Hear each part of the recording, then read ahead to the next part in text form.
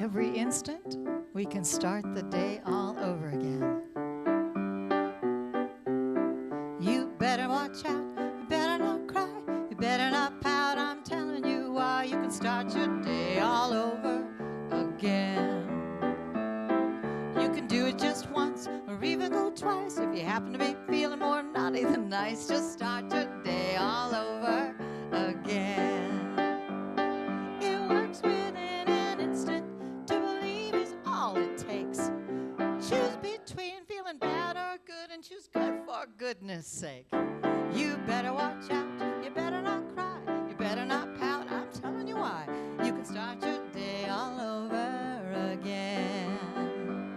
Don't have to be so crabby, don't have to be uptight.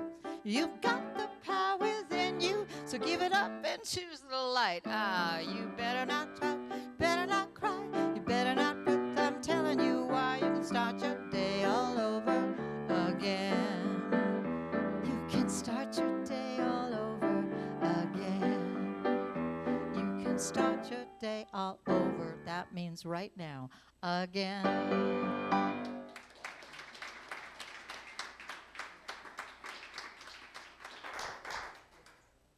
Thank you, Mindy. Please pray with me.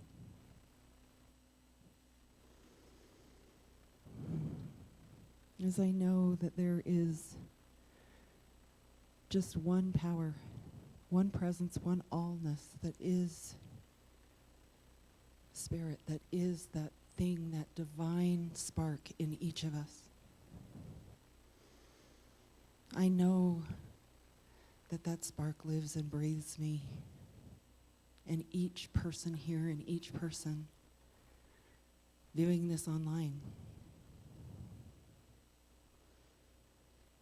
I know that in this time and space, as we gather, we belong in this community and to each other, and we allow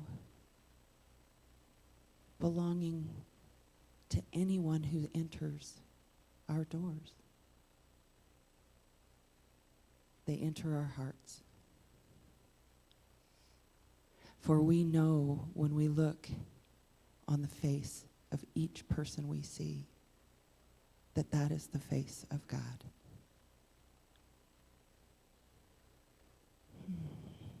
And as we go through this day, we know that it is right, perfect, whole, complete, that all is as it should be, that belonging to this human family, our thoughts, our words, our deeds change lives. They touch lives. The words of Reverend Jen today will touch each of us in our own way. We will hear what we need to hear, and it will be perfect. So we hold Reverend Jen in love and light as she guides us in what we need to focus on this week. As she guides us in love.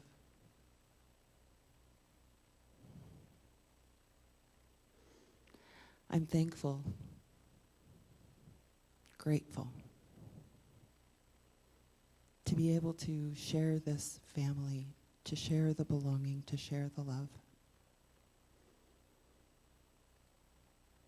with everyone here, with everyone in this, within the sound of my voice, and everyone all over the world. For in that oneness, we find peace.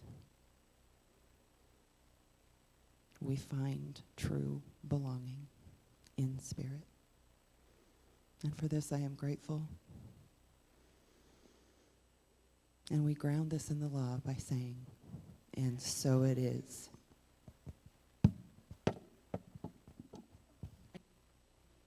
Sorry, Cody. So our words of inspiration today. The first comes from Brene Brown. Staying vulnerable is a risk we have to take if we want to experience connection. And because she's so wise, my second one is also Brené Brown. The truth about who we are lives in our hearts. Our call to courage is to protect our wild heart against constant evaluation, especially our own. No one belongs here more than you. And from our founder, Dr. Ernest Holmes, life is ever giving of itself. We must receive, utilize, and extend the gift. Success and prosperity are spiritual attributes belonging to all people. It's a brand new month. We have a brand new theme this month. Community. Community is that place where we show up. There are a lot of places we show up, but community is one of them. It's a place where we can play out the authenticity of who we are and how we are. And it takes us from that space of being alone, in solitude, operating on possible, habitual, dynamics where we're not even thinking, we're just kind of moving along because we're all alone. We're in our own space, we're quiet. And we go from that into community where we're interacting with others and we're bringing something to the table and we're sharing and we're drawing from other people. This is the first circle that we come into outside of family. How beautiful is that? It is our individual choices that influence not only our own experience, but begin to influence the community as well that we have become a part of. When we intersect with the greater whole, we become more than we were before. This is our point of power.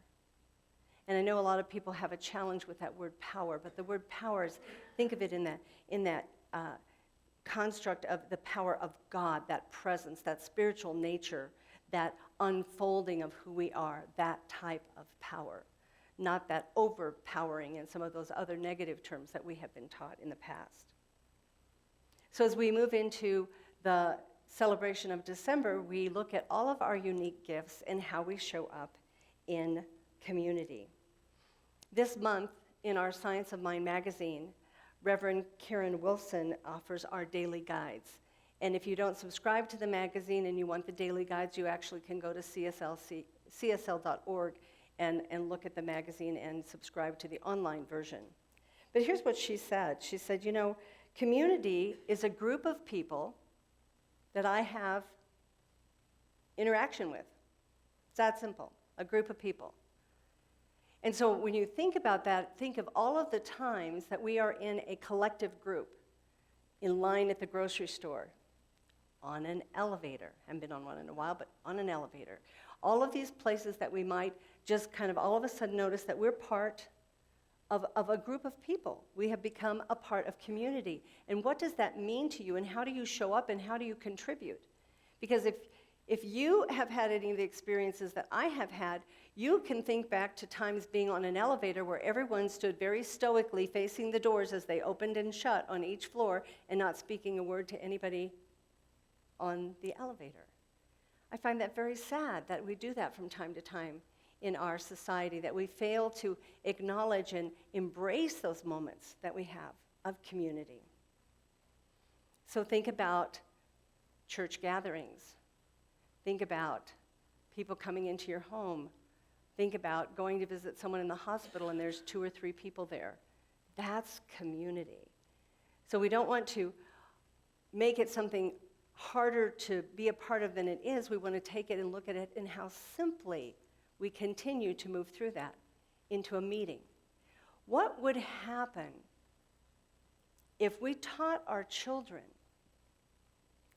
to be accepting and embracing of the community they have become a part of when they first step into school? That thought kept showing up for me this week that, When we come into a place like this, we're prepared for a sacred service. We're ready to acknowledge one another. We may be on our best behavior. We might have put on some of our best clothes. Who knows? But that's not the point. But we come in here, we have an expectation, and we know how we're going to contribute. What would it be like if from those first early stages of childhood, our children were taught they are now becoming a responsible part of community? What a beautiful idea. I talked to Anonymous quite a bit this week, so I have a few Anonymous quotes this week. And the first one is this one: love, belonging, and connection are the universal sources of true well-being. Love, belonging, and connection. We came into this life cycle, into this life experience, into this expression on planet Earth with a desire to belong. We came into this existence with a desire to belong, so much so that we were each equipped with a screaming, obnoxious cry that we could throw out there anytime we needed attention. As a small infant that we did not even understand, we had this ability to belt out this beautiful and sometimes nerve-wracking cry to gain the attention of those that we needed to hold us and to touch us and to love us and to let us know that we belong and we're cared for. If we don't have that sense of belonging in our lives, we die, we wither, we don't grow, we don't make progress, we don't make contributions. We are stifled in our ability to grow, to be present. Just take a moment with that. We see this everywhere. We see the results of people who have grown up in isolation. We see the behaviors of people who live in constant fear, who live in judgment, either judging what's going on, who's doing it, or how they have been judged. And how that affects the behavior of each of us. I think we've all felt it at some point in time. It could have been in the second grade when you weren't picked for dodgeball. Thank heavens. It could have been later in life. It could have been in a relationship where the relationship kind of deteriorated and you felt rejected. It could have been any number of things. Our lives are so complex. There's so many things that can happen that can make us feel that sense of being left out, pushed away, rejected. So we want to look at that this week, and we want to really pay attention to that as we move into this month of December, the time where we celebrate our love. And let's pay attention to the people who aren't necessarily feeling that love. You know, the state of New York recently made a statement that they will no longer use the word inmate to describe a person in prison. They argue that the term in and of itself dehumanizes an individual. So immediately, they have begun to refer to people in prison as individuals who are incarcerated. Governor Kathy Hochul said we can make our communities safer by treating justice-involved individuals and all New Yorkers with dignity and respect.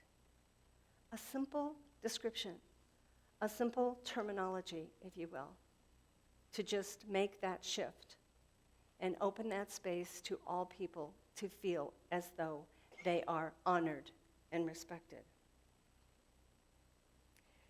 If we can take a step like this for those who are incarcerated, just by changing simple language, think of the magnitude of what we can create on this earth by changing our language just a little bit, and know that we can create a world where all are welcome and where all belong. How beautiful is that?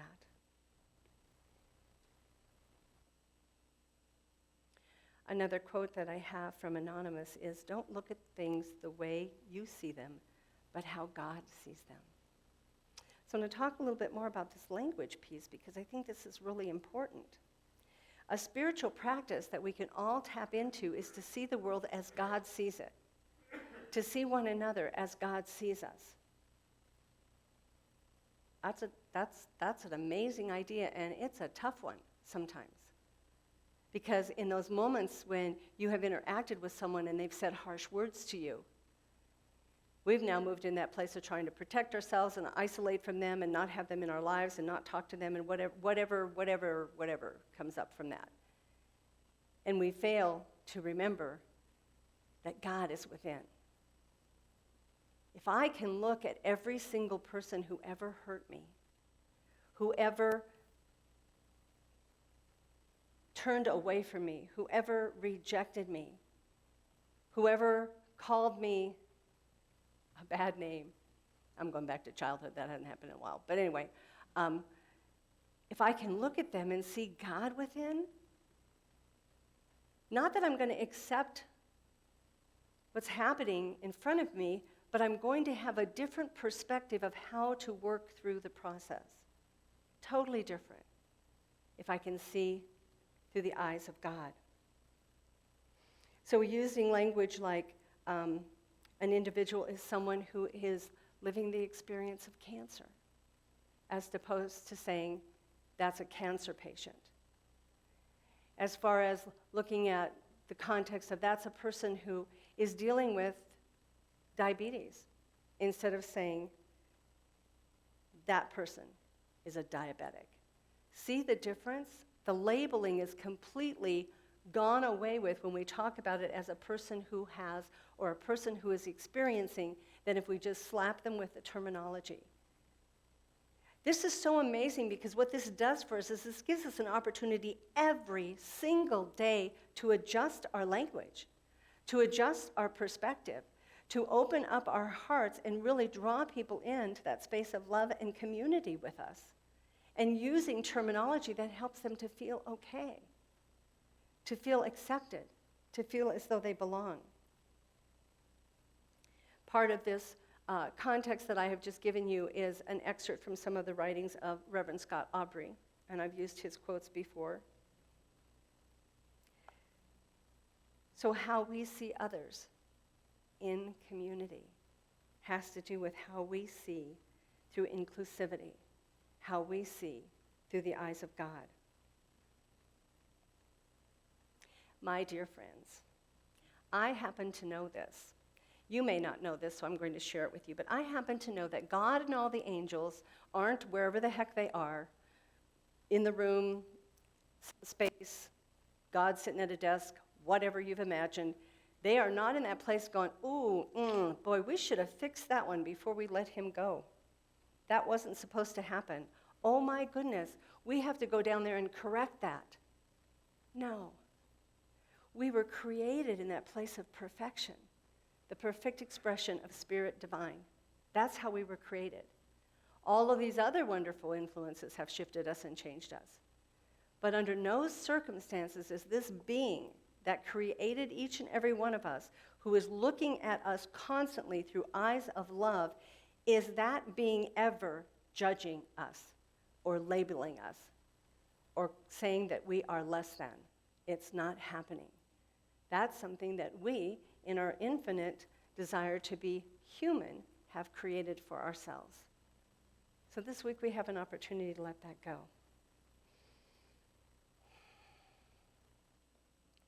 George Bernard Shaw said, "I am of the opinion that my life belongs to the whole community, and as long as I live, it is my privilege to do for it whatever I can." As you look around this room, we are all here in this space of community. Today, this time, this moment, those who are present in the room and some of you online are looking at the Center for Spiritual Living, the New Dawn Center for Spiritual Living, that we are part of this community, New Dawn. We are part of this.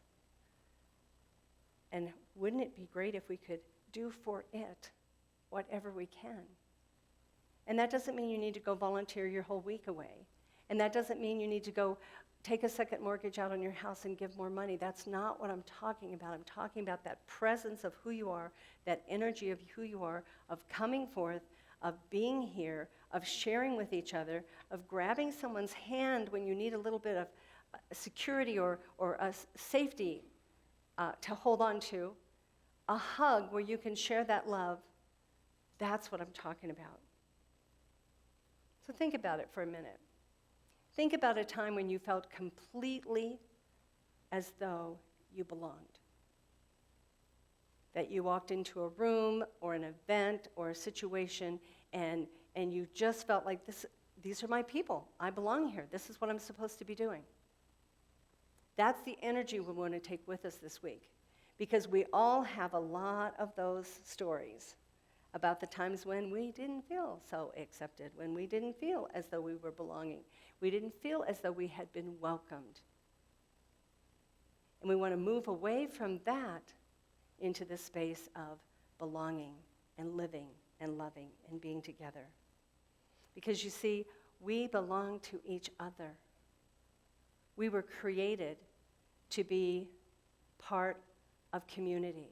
We were created to connect with one another, to grow from one another and support one another and love one another.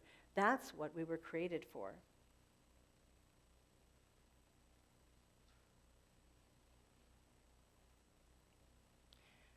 I had a conversation with someone this week, and the question was asked. They were telling me a story about someone who was had been hurt by an individual, and I don't know the details, and if I did, we wouldn't be sharing it in this particular platform, but someone had been hurt by someone, and this other person, the person who possibly hurt the other individual, was reaching out and wanting to have a conversation. Maybe make amends, who knows, but wanted to reach out and have a conversation. And the individual they were reaching out to had chosen to ignore them. And in the context of this energy, an individual reached out to me and said, "What would you do?" And I said, "Well, I can't speak for the person or the people in this story because I don't know what happened. I'm not part of it. I'm not living inside their body or their being. What I would say is that if anyone came to me from my past, whether it was a difficult situation or a hurtful situation or whatever, and wanted to have a conversation with me in an effort to possibly get clarity over something that had happened, absolutely. Absolutely, I would welcome that. Absolutely, I would stand in that space and say, yes, let's set up a time, let's meet, let's talk. Now, sometimes we have those conversations, and then that wonderful piece of our DNA called discernment shows up that says, yeah, but we don't get to welcome this person back. We can forgive, we can bless them, we can allow them to move forward, but there's some energy here that doesn't really fit within our particular dynamic of how we would interact with this person. That's called discernment. There's nothing wrong with that. But then there's that whole piece that says, but what if in that conversation there's an opportunity to maybe have a little more clarity, a little more understanding, a little more perspective? Because one of the things I know, I don't know if you've learned this or not, but I have learned that in the moment when I'm reacting, isn't a good time to try to talk me down, especially if I'm emotional and somewhat irrational. But sometimes, and most of the time, my experience has been is that I get 20/20 hindsight. I get a little bit further down the road, and I'm thinking, okay, so what was that about, and why was that such a big deal, and why can't we find a way to make peace? And so that's what I'm talking about here, is just to be able to offer that opportunity and to consider that. Because otherwise we're carrying these chunks of, I don't know, you could almost call it garbage. They're in this big giant duffel bag that we're hauling over our shoulder of all these hurts and all these pains. And that doesn't serve any of us, not at all. And so the forgiveness and the opportunity to connect and to have the conversation is more for my heart space benefit than it might ever be about the other individual. Joel Goldsmith gives us this quote: "To live spiritually is simply to know that all is, not to label or judge what is." So again, we were given this beautiful idea of permission. Permission to let go of judgment. Just let it be. Someone asked me the other day about a word and they said, is that a good or a bad word? And I said, well, I don't know that it's either, It's a word. It doesn't have a negative connotation. It doesn't have a positive connotation unless you make it so. That's where we step in with our beautiful perspective on how things should be. So we can simply know that all is. And we don't need to label it. We don't need to judge it. Sometimes we don't need to define it, and many times we don't need to understand it. Because I have exhausted a lot of time and energy trying to understand what's going on in someone else's head. It doesn't serve me, and I'll never get the answer. Never. So I'm letting that go and moving into that place of accepting, loving, embracing, connecting. These are healthy characteristics of community, and that's what we want to choose. So we have an affirmation this week, and the affirmation is, wherever I go, I belong.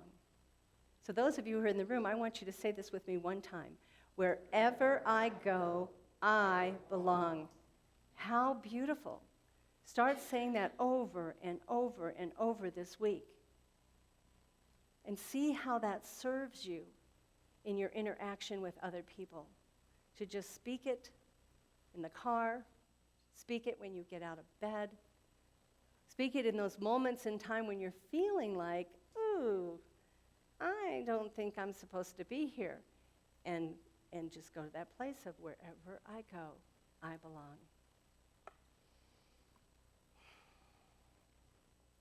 Jim Lockhart gives us this quote. When we come into community, we are recognizing the soul's call to commune with others in actualizing more of our potential to love and to be of deep service to creation.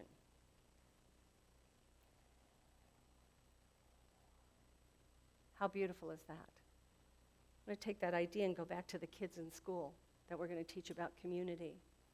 The children that get together and they've come out of the family dynamic, and now they're put into this place where there's a peer group and there's a popularity and there's an unpopular and then there's all this other stuff, and now they're in this place of judging and trying to fit in and not understanding and trying to go along with the crowd.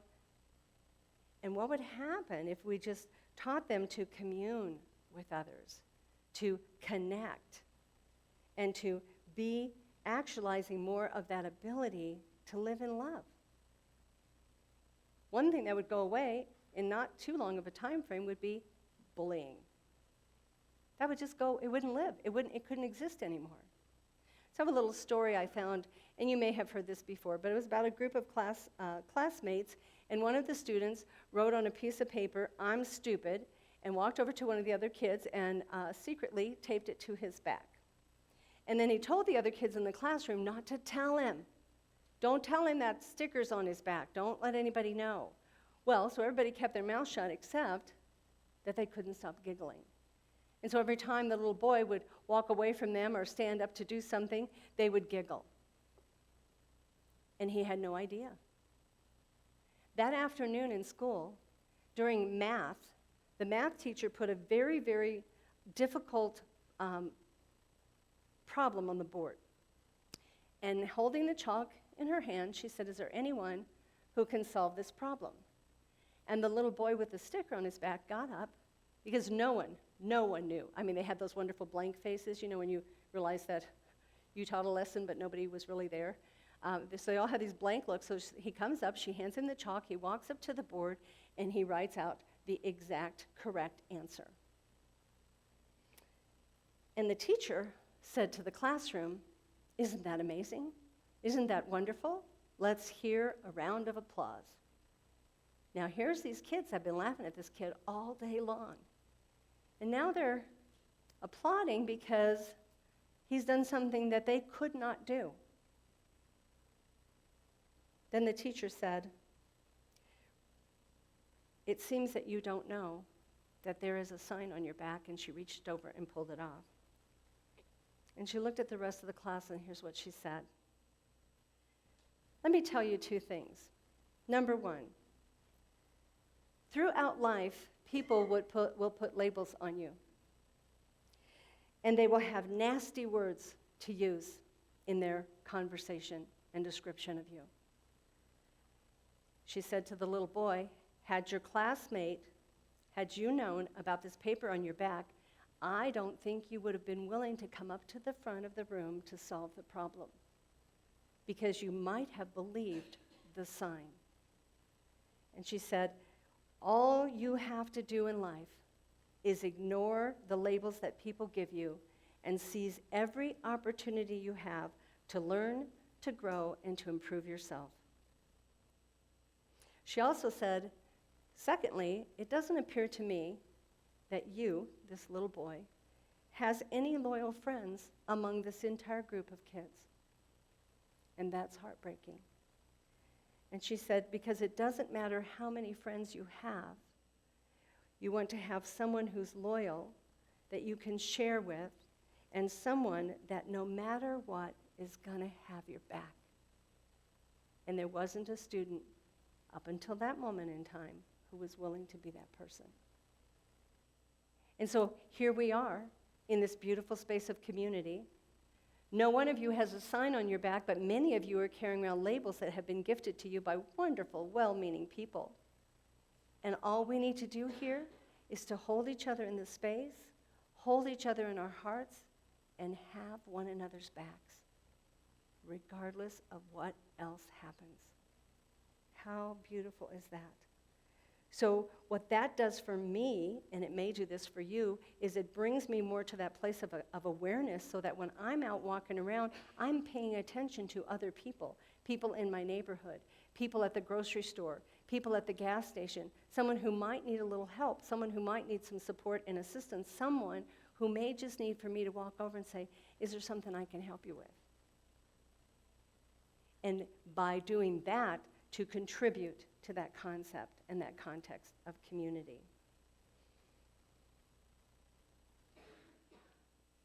Our founder, Dr. Ernest Holmes, gives us this quote: what would happen if we could convert the energy of fear to faith, the energy of doubt and uncertainty into a feeling of belonging to the universe and being safe in it?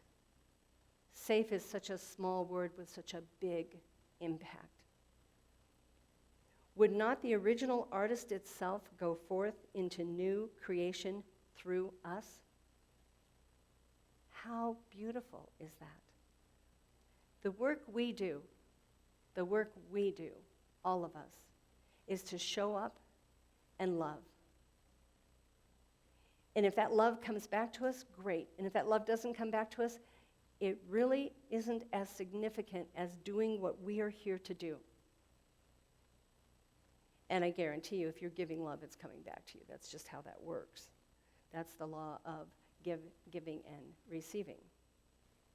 Our work has an emotional feeling about it. That's why Holmes put together this quote. We don't want to walk past the feeling of what's going on and just stay in the mind. That's where I get messed up, is I'm trying to logicize, I'm trying to rationalize, I'm trying to work it through my brain, and where I need to be working through it is in my heart. How beautiful is that? So we're called to pay attention to the physical world along with the emotional. And through that, we can step into service, we can step into support, and we can step into healing prayer as we live in that space of being self-aware.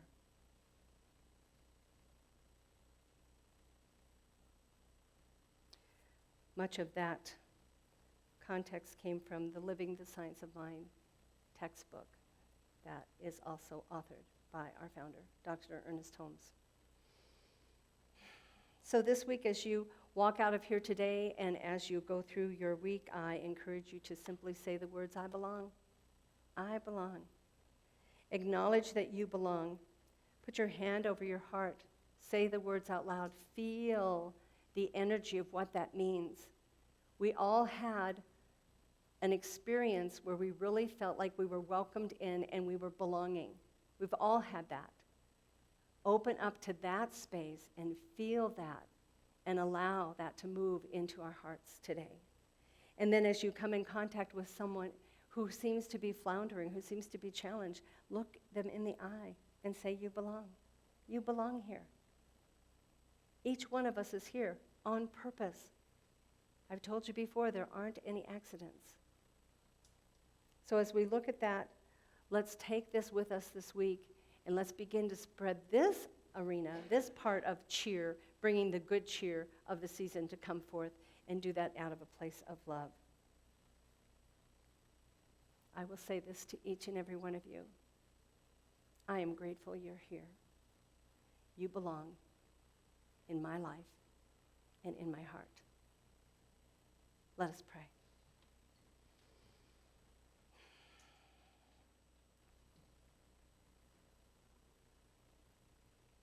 As we turn our attention right here and right now to the beauty of this day, to the beauty of life, to the creation of who we are and all we are, we know and recognize and are reminded right here and right now that God is within. That Spirit lives within each and every one of us. It is a part of our beating heart, and it is a part of every moment between. It is a part of the breath we breathe. It is in our thoughts. It is in our actions. It is in our very love. And knowing this, we know that this energy that we know as God energy, as God goodness, lives within us, and we can share it. We can support it with others. And so this week, we make a solid commitment to seeing through the eyes of God, to feeling that love space and that energy that is all about Spirit within, and embracing and accepting all people, regardless of how they show up, regardless of the clothes they wear, regardless of their behaviors. We live in this place of love, acceptance, and allowing others to feel as though they also belong. What a beautiful world we are creating. Every breath we take, every step we take, and every moment in life, we are creating a better and better world, one that works for everyone, one that allows all people to feel held, loved, safe, and belonging. And so I know right here and right now that all people are blessed, and that the divine is in all things. And it is with gratitude that I give thanks for the ability to stand in this space, the ability to speak these words, the ability to turn these words over to divine mind, knowing it is already in action, knowing that all is good, knowing that all is perfect, and knowing that all is unfolding in that absolute divine perfection. We just release it. We release it and let it go as we say together, and so it is.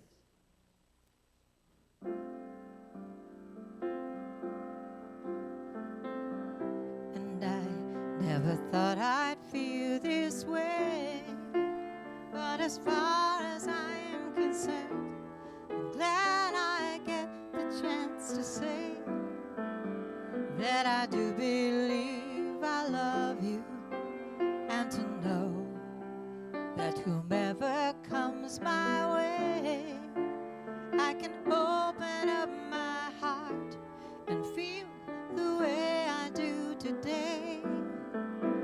Always trying to remember to keep smiling, keep shining, knowing we are all God's family for sure. 'Cause that's what love is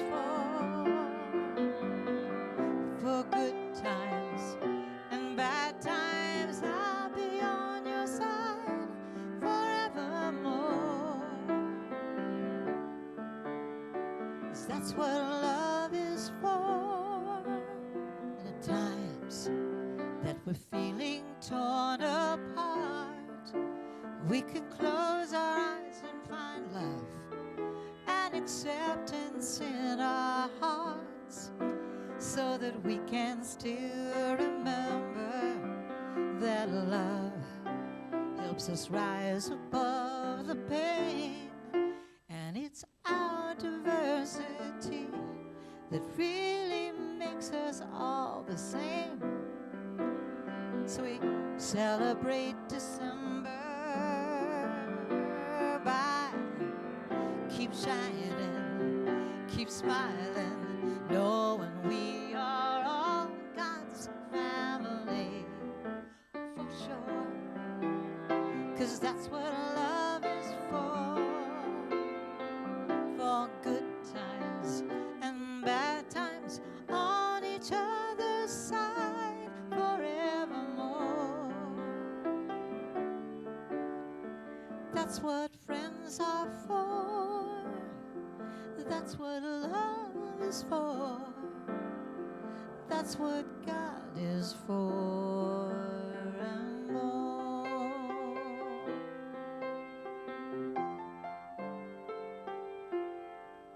Keep smiling.